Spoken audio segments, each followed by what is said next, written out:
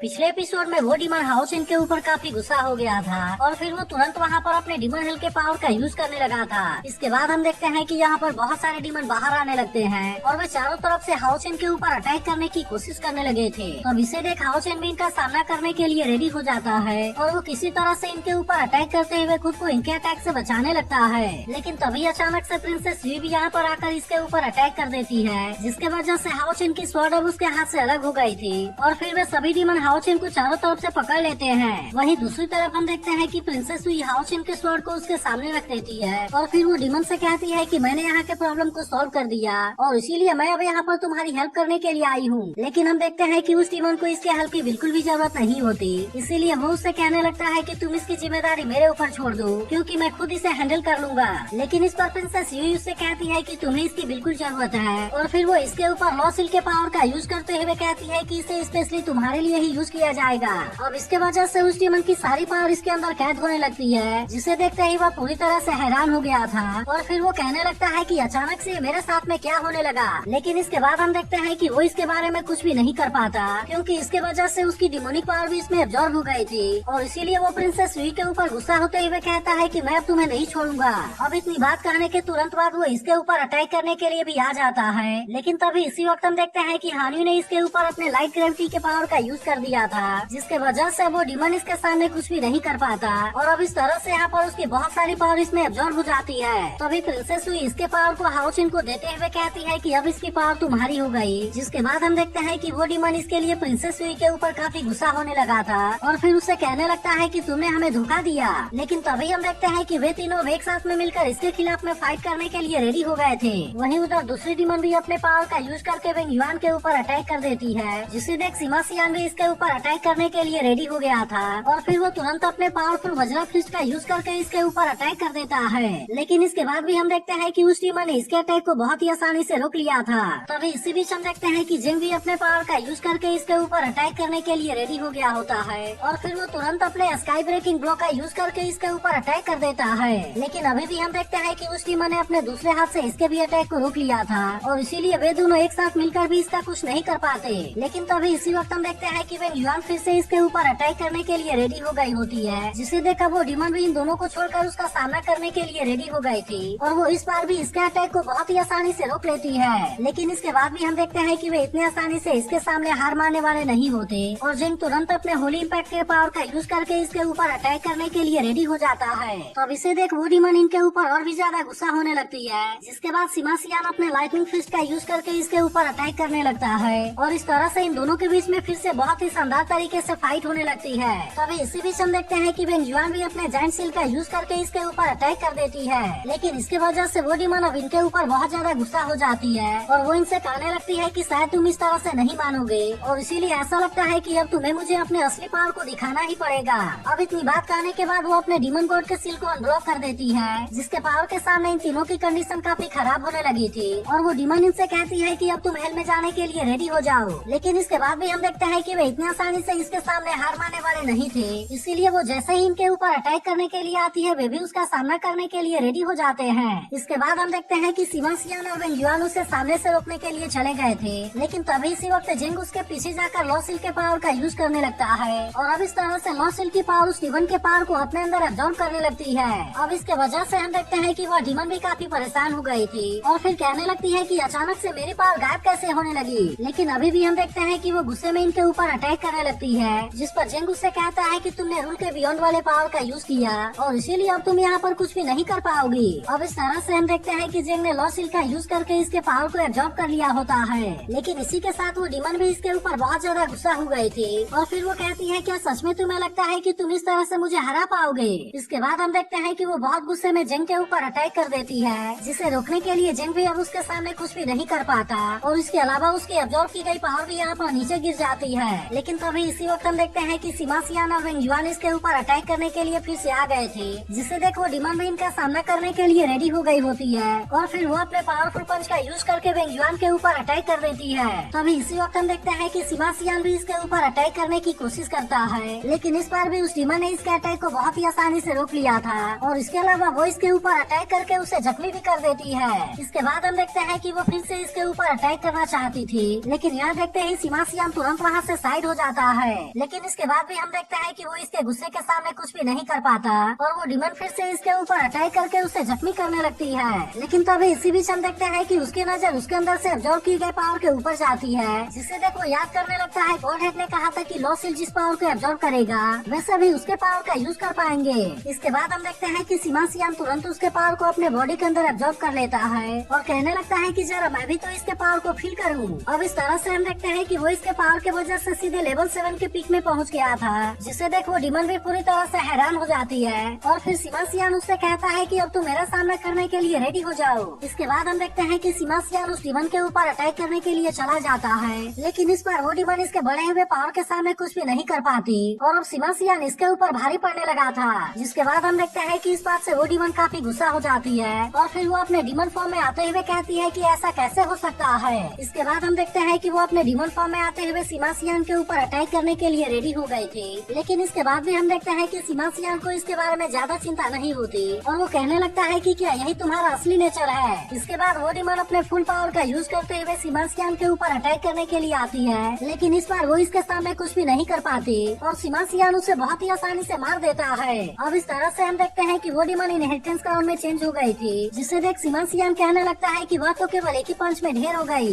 लेकिन तभी इसी वक्त हम देखते हैं कि अचानक से उस डीमन की पावर इसके अंदर से गायब हो जाती है, जिससे देखो कहने लगता है कि ये इतनी जल्दी गायब कैसे हो गया। तभी इसी वक्त हम देखते हैं कि जेंग इनहेरिटेंस क्राउन को उनके सामने लेकर आता है और फिर इनसे कहता है कि तुम से कौन इसे लेना चाहेगा। तब इस पर सीमासियान उससे कहता है कि मेरे पास में तो पहले से ही एक है, इसीलिए मैं इसके बारे में बिल्कुल भी लालच नहीं करना चाहता। जिसके बाद जेंग वेंगयुआन से कहता है कि इसके पास में स्ट्रेंथ इंचेंटमेंट वाली एबिलिटी है, इसीलिए मुझे ऐसा लगता है कि यह तुम्हारे जायंट सील के लिए काफी अच्छा होगा। तब इसकी ऐसी बात सुनकर वेंगयुआन इसे लेने के लिए रेडी हो जाती है और इसी के साथ वो इसके लिए जेंग को थैंक यू भी कहती है। लेकिन इसके बाद हम देखते हैं कि इन्होंने भी यहाँ के एनर्जी कोर को बंद कर दिया था, ताकि इस तरह से बाकी डीमन को लगे कि वे इस टेम्पल को डिस्ट्रॉय करने में कामयाब हो गए हैं। तभी जेंग इनसे कहता है कि वैसे तो अब हमने अपने मिशन को कंप्लीट कर लिया है और इसीलिए हमें यहाँ से टेम्पल में वापस चलना चाहिए। जिसके बाद हम देखते हैं कि वे तीनों तुरंत टेलीपोर्ट होकर टेम्पल में वापस आ जाते हैं, जहाँ पर इनको देखते ही गॉडहेड इनसे कहने लगती है कि तुमने इस मिशन के लिए काफी मेहनत किया। तभी सीमासियान कहता है कि क्या मिशन को कंप्लीट करके वापस आने वाले हम पहले हैं, जिस पर गॉडहेड इनसे हाँ कहती है और उसी के साथ वो इनके इतने मेहनत के लिए थैंक यू भी कहती है।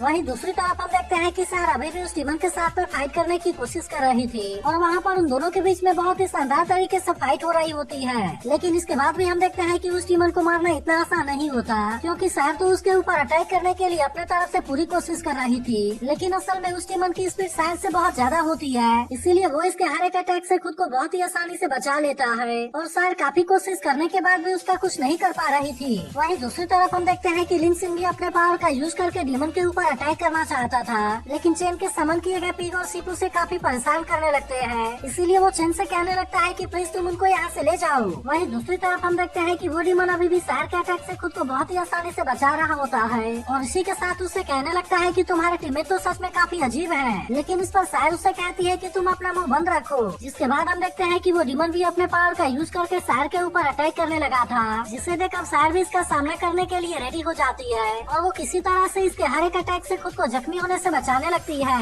इसी के साथ हम देखते हैं कि वो अपने क्लोन टेक्निक का यूज करके इसके ऊपर अटैक भी करना चाहती थी, लेकिन यह देख वो डीमन भी पूरी तरह से अलर्ट हो गया था और हम देखते हैं कि वो इसके सारे क्लोन को बहुत ही आसानी से मार भी देता है। लेकिन तभी इसी वक्त हम देखते हैं कि सार फिर से इसके ऊपर अटैक कर देती है और वो इस बार अपने अटैक से इसे जख्मी करने में कामयाब हो गई थी। तब इसे देख वो डीमन उससे कहने लगता है कि शायद मैं इस तरह से तुम्हारा सामना नहीं कर पाऊंगा, क्योंकि ऐसा लगता है कि तुम्हारी स्पीड सच में मुझसे भी ज्यादा है। और अब इतनी बात कहने के बाद वो अपने डीमन गॉड के सील को अनब्लॉक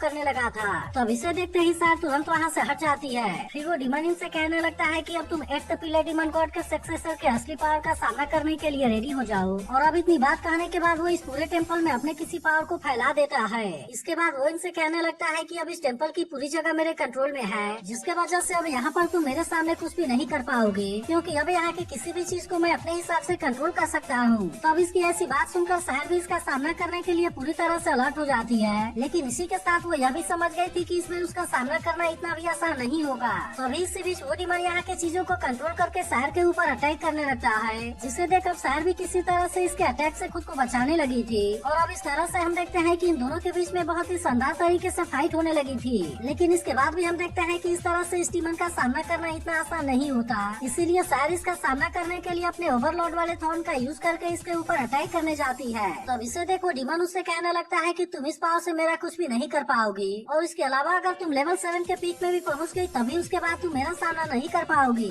लेकिन इसके बाद भी हम देखते हैं कि सार इतनी आसानी से इसके सामने हार मानने वाली नहीं होती और वो किसी तरह से इसके हर एक अटैक से खुद को बचाने की कोशिश करने लगती है। लेकिन अभी भी हम देखते हैं कि वो इसके साथ में फाइट करने के लिए कुछ भी नहीं कर पा रही थी, क्योंकि वो जैसे ही इसके ऊपर अटैक करने के लिए आती है वो बहुत सारे पत्थर का यूज करके उसे उसमें कैद करने लगता है। इसी के साथ वो इसका मजाक उड़ाते हुए कहता है कि तुम तो अभी केवल लेवल 6 में हो, लेकिन क्या इसके बाद भी तुम्हें लगता है कि तुम यहाँ पर मेरा कुछ भी कर पाओगी। तभी इसी बीच हम देखते हैं कि सार अपने पावर का यूज करके इसके सारे पत्थर को दूर कर देती है, लेकिन अभी भी वो डिमन इतने आसानी से सार को नहीं छोड़ना चाहता था और इसीलिए वो तुरंत फिर से अपने पावर का यूज करके उसे कैद करने लगता है। तब इसे देखते ही चेन लिन सिंह से कहने लगती है कि यही सबसे अच्छा टाइम है और इसीलिए मुझे ऐसा लगता है कि तुम्हें जल्दी से लॉ सिल के पावर का यूज करना चाहिए। लेकिन इसके बाद भी हम देखते हैं कि लिन सिंह इसमें कोई भी जल्दीबाजी नहीं करना चाहता था और इसीलिए वो उससे कहता है कि अभी भी हमें इसके लिए सही टाइम का वेट करना होगा। वहीं दूसरी तरफ हम देखते हैं कि सारा अभी भी उसके पावर से बचने के लिए कोशिश कर रही थी, लेकिन वो डिमन अभी भी अपने पावर का यूज करके उसे कैद कर लेता है। तभी इसी बीच हम देखते हैं कि लिन सिंह लॉ सिल का यूज करके इसके पावर को एब्जॉर्ब करने लगता है, जिसके वजह से अब इसके सामने उसकी पावर कुछ भी नहीं कर पाती और इसीलिए वो हैरान होने लगता है कि आखिरकार उसके साथ में अचानक से क्या होने लगा। वहीं दूसरी तरफ हम देखते हैं कि सार भी इसके पावर से आजाद हो गई थी और वहाँ से निकलते ही वो तुरंत इसके ऊपर अटैक करना स्टार्ट कर देती है। लेकिन अभी भी हम देखते हैं कि उस डिमन को समझ में नहीं आ रहा था कि अचानक से उसके साथ में यहाँ पर क्या हुआ और इसीलिए वो लिन सिंह के ऊपर गुस्सा होते हुए कहता है कि आखिरकार तुम किस बारे में बात कर रहे हो। तब इस पर लिन सिंह उसका मजाक उड़ाते हुए कहता है कि क्या यही लेवल 7 के पीक वाली पावर है। तभी चेन भी उससे कहने लगती है कि हम यहाँ पर फैंटेसी पैराडाइज को रिप्रेजेंट कर रहे हैं और इसीलिए तुम यहाँ के रूल के खिलाफ वाले किसी भी पावर का यूज नहीं कर सकते। अब इतनी बात कहने के बाद वो लिन सिंह से कहती है कि तुम इसे मार दो, लेकिन इनकी ऐसी बात सुनकर वो डिमन इनके ऊपर गुस्सा होने लगता है और कहने लगता है कि आखिरकार ऐसा कैसे हो सकता है, क्योंकि यह तो असल में मेरी पावर है। तब इसकी ऐसी बात सुनकर लिन सिंह उससे कहता है कि अगर तुम इसे वापस चाहते हो तो मैं तुम्हें इसे दे देता हूँ। और अब इतनी बात कहने के बाद वो इसी के पावर का यूज करके इसके ऊपर अटैक कर देता है। लेकिन तभी इसी बीच हम देखते हैं कि सार भी इसके ऊपर अटैक करने के लिए आ गई थी, जिसे देख वो डिमन किसी तरह से इसके अटैक से खुद को बचाने लगता है और कहने लगता है कि तुम इंसान तो सच में काफी अजीब हो। वहीं दूसरी तरफ हम देखते हैं कि चेन भी मैगडल को एक पावरफुल डिमन में ट्रांसफॉर्म कर लेती है, जिसके बाद लिन सिंह भी अपने पावर का यूज करके डिमन के ऊपर अटैक करने के लिए रेडी हो गया था और फिर उससे कहता है कि अब तुम भी मेरे एक्यूरेसी को देखने के लिए रेडी हो जाओ। इसके बाद हम देखते हैं कि दोनों अपने पावर का यूज करके उसके ऊपर अटैक कर देते हैं, जिससे देखो डिमन भी इनके अटैक को रोकने के लिए कोशिश करता है, लेकिन आखिरकार वो इनके पावर के सामने कुछ भी नहीं कर पाता। लेकिन तभी इसी वक्त हम देखते हैं कि सार भी अपने पावर का यूज करके इसके ऊपर अटैक कर देती है और इस तरह से उसने इस बार अपने पावर से इसे बहुत बुरे तरीके से इंजर्ड कर दिया था। लेकिन तभी अचानक से हम देखते हैं कि वो 10,000 रेन्यू के पावर का यूज करके इसके ऊपर अटैक कर देती है, जिसके वजह से वो डिमन इसके ऐसे पावर का सामना करने के लिए कुछ भी नहीं कर पाता और आखिरकार वो इसमें बुरी तरह से इंजर्ड होकर इसके हाथों मारा जाता है। जिसके बाद हम देखते हैं कि इस बात से चेन और लिन सिंह भी काफी खुश हो गए थे। तभी सार लिन सिंह से कहती है कि तुम इसके इनहेरिटेंस क्राउन को ले लो, क्योंकि उसके रिमोट कंट्रोल वाली एबिलिटी तुम्हारे लिए सबसे सही रहेगा।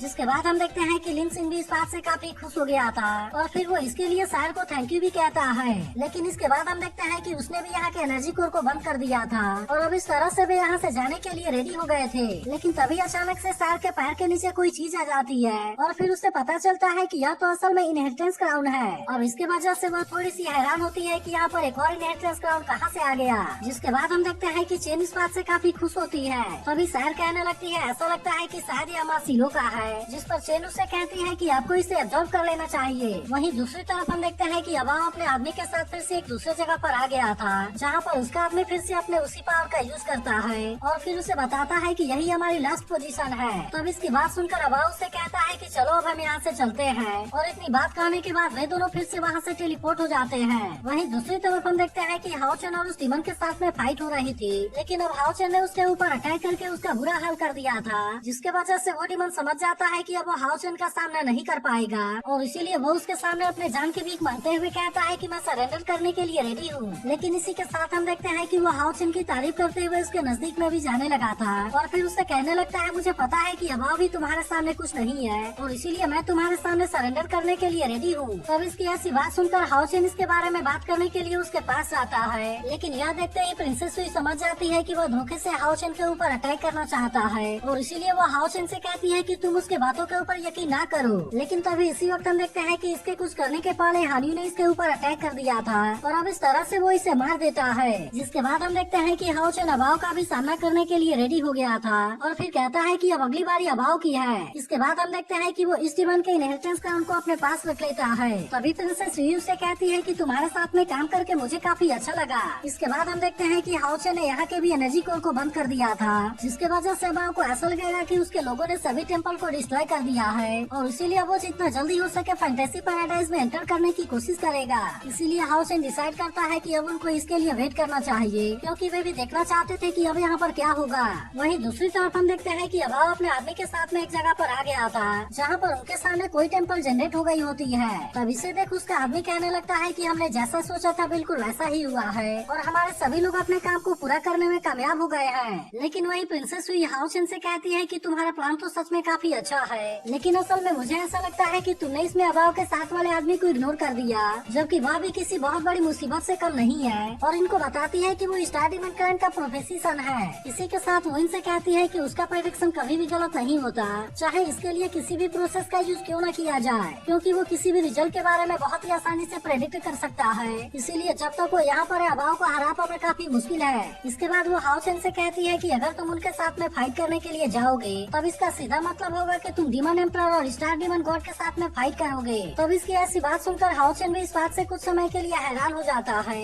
लेकिन फिर इसके बाद वो कहता है कि अगर ऐसी बात है तो चलो हम इसे देखते हैं। और अब इतनी बात कहने के बाद वे तीनों यहाँ से टेलीपोर्ट हो जाते हैं। लेकिन वही दूसरी तरफ हम देखते हैं कि अभाव अपने आदमी के साथ में टेम्पल में आने के लिए रेडी हो गया था, जिसे देख गॉड हेड हाओ चेन से कहने लगती है कि आखिरकार अब वो यहाँ पर आ रहा है। जिसके बाद हम देखते हैं कि हाओ चेन भी अब उसका सामना करने के लिए पूरी तरह से रेडी हो गया था। लेकिन फिर इसके बाद अगले सीन में हमें एक छोटा सा फ्लैशबैक दिखाया जाता है, जहाँ पर हम देखते हैं कि शायद जब टेम्पल को बचाने के लिए उस डिमन के साथ में फाइट कर रही थी तभी उसी वक्त वहाँ पर एक और डिमन भी आ गया था। इसीलिए जब उसने यहाँ के डिमन को मार दिया था तब इसके वजह से वह डिमन इसके ऊपर गुस्सा हो गया था और फिर वो इसे मारने के लिए इसके ऊपर अटैक करने आने लगा था। लेकिन तभी अचानक से वो केवल शायर के पैर के नीचे आकर मर गया था और इसीलिए वह जो दूसरी वाली इनहेरिटेंस क्राउन मिली थी वह उसी की थी। तो अगर एक्सप्लेनेशन अच्छी लगी हो तो वीडियो को लाइक और इस पर एक कमेंट जरूर कर देना। और अगर आप ये हाउस चैनल अभाव के फाइट के लिए एक्साइटेड हो तो इसके लिए कमेंट करके जरूर बताना।